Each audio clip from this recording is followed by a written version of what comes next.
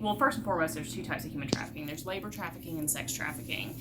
And when we talk about sex trafficking, we recognize through studies and statistics that rural communities are high-risk communities for sex trafficking to be occurring. So, and when it's occurring in rural communities, it's very rarely related to any form of transportation, because it's most oftentimes familial trafficking, where the family member is the trafficker.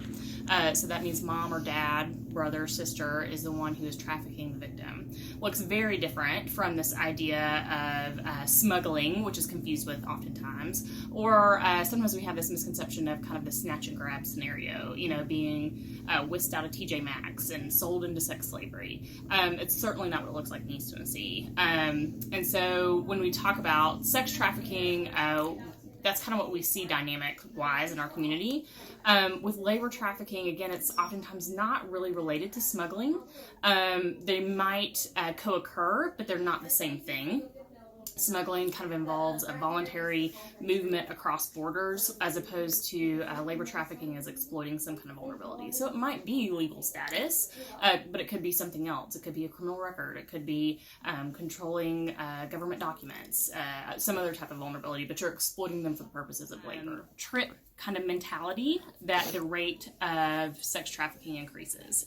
So that can center around amusement parks, it can center around resort type locations, that can also center around places where there's a lot of business trips. So the two biggest hubs for sex trafficking in the United States are Atlanta and Denver, and that's because they have the highest rate and kind of the most open to business conferences, big conventions, things like that, and that unfortunately fuels and facilitates that crime. So we know that anytime we have large amounts of people coming in, the rate of this type of crime increases, unfortunately.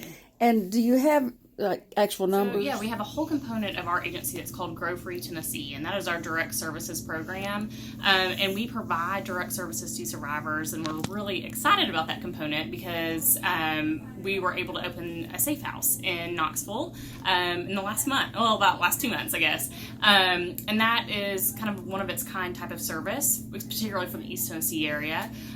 So we were really excited about being able to bring that service to our community.